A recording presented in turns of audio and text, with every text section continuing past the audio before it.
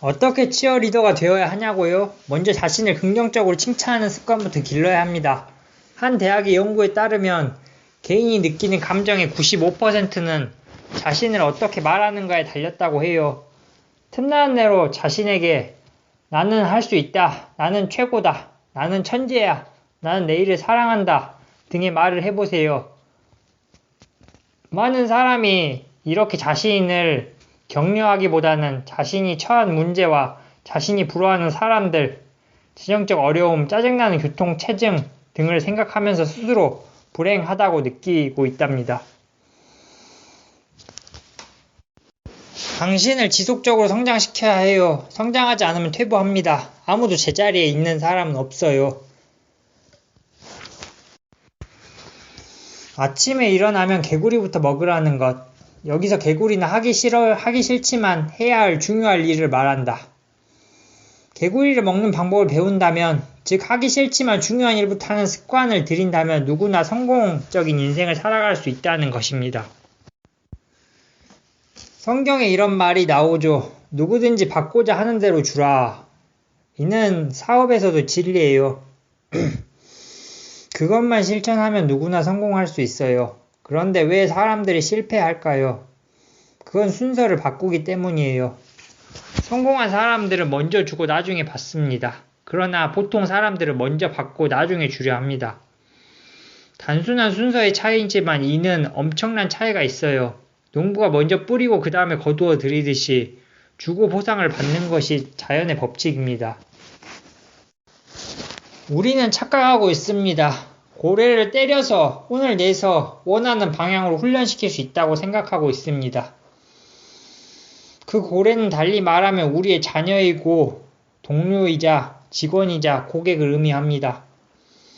처음부터 이들을 내 마음대로 다룰 수 있다는 잘못된 가정을 하기 때문에 문제가 생깁니다.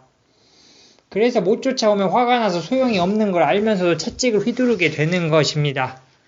만약 처음부터 내 마음대로 못한다고 생각하면 설득시키거나 기다릴 수 있지 않을까요? 처음 만나 사업 이야기를 하다 보면 듣는 사람은 이 사람 완전 또라이구만 이런 황당한 생각을 사업이라고 얘기하다니 하는 표정을 지어요. 하지만 아이패드에 담긴 프레젠테이션을 보여주면 정색하고 경청하기 시작합니다. 취미가 일이 되려면 좋아하는 수준을 넘어 구체적인 계획을 세운 단계까지 나아가야 합니다. 그 준비는 본인의 몫이라고 생각해요. 왜 재미있고 보람된 일을 하면서 돈을 벌겠다는 생각에 죄의식을 느껴야 됩니까? 힘들게 일해야 성공한다는 고정관념부터 버려야 합니다. 앞으로는 즐거움으로 돈을 버는 시대입니다. 취미가 그 중간 역할을 할 수 있을 겁니다. 사업을 하거나 인생을 살아갈 때 제가 추구하는 가치관이 잠겨 있습니다. 누군가가 나에게 조언을 구할 때도 부딪혀보라는 말을 빼놓지 않아요. 우리가 겪는 인생의 문제는 답을 찾기 어려운 알쏭달쏭한 일들이 많지요. 실제로 부딪혀 보기 전까지는 알 수가 없어요. 그래서 해봐야 됩니다. 가만히 책상에 앉아서 이렇게 될 거야 저렇게 될 거야 생각하는 것보다 실수를 하는 것이 100번 낫습니다. 일단 부딪혀 보세요. 다른 사람이 보지 않는 곳에서도 그 일을 집중할 수 있을 정도로 좋아한다면 누구든 자기 분야에서 성공할 수 있지 않을까요? 어느 직업이든 똑같지만 전문가의 세계에서 디테일은 더욱 중요합니다.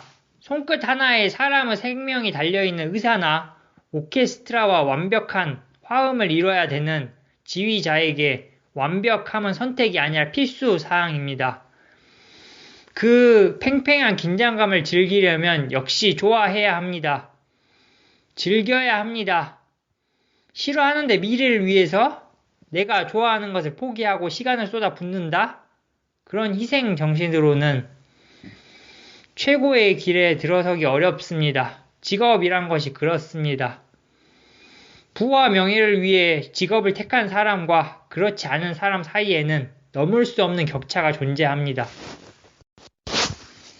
내가 갖고 있는 모든 것이 하나둘 사라져 간다면 마지막으로 하고 싶은 일은 무엇일까? 언젠가 이 세상을 떠나게 될 때 내 존재의 의미는 무엇일까? 그리고 나는 그 대답에 맞게 살고 있는가? 만약 이 질문에 명쾌하게 답할 수 있다면 누구라도 의미 있고 창조적인 삶을 살아가는 사람이 되지 않을까요? 건강한 신체를 만들면 건강한 정신도 키울 수 있어요. 몸을 단련하면 마음의 변화가 옵니다. 나쁜 습관의 고리를 끊는 것이 중요한데 그 계기가 운동입니다. 운동을 하게 되면 나쁜 습관 대신 좋은 습관을 신게 되지요.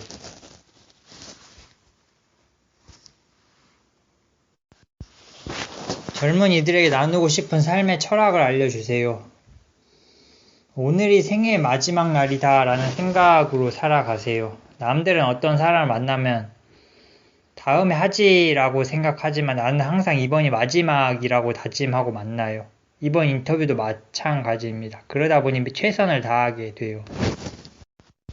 자신만의 목표를 늘 머릿속에 가지고 이를 30초 안에 말할 수 있어야 해요.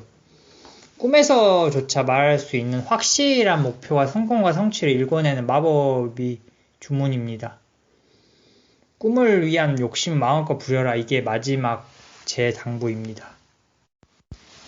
왜 많은 사람들이 열심히 노력하는데 실패하는 것인가? 그것은 지금까지 살아오면서 자기에게 낮은 가치를 두었거나 무가치하게 여겨왔기 때문이다. 가치가 없는 것에는 관심을 가지거나 공을 들이지 않듯이 스스로를 무가치하다고 느끼는 자기 인식은 자기애를 부정하고 파괴한다. 자존감은 적절한 판단을 내리고 인간관계를 지탱하는 바탕이 된다. 이것이 결핍되면 끊임없이 외부로부터 자기 가치를 인정받기 위해 노력한다.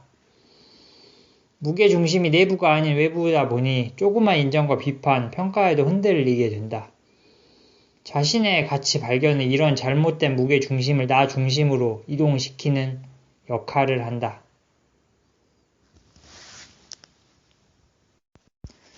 자신의 가치를 스스로 인정하지 않는 것은 빈독에 난 구멍을 메우는 것과 비슷하다.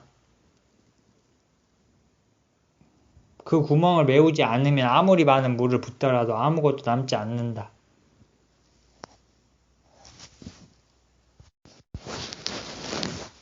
당신이야말로 가치가 있다. 누가 뭐래도 진실이다. 당신을 무가치하게 만드는 어떤 시도도 거부하라.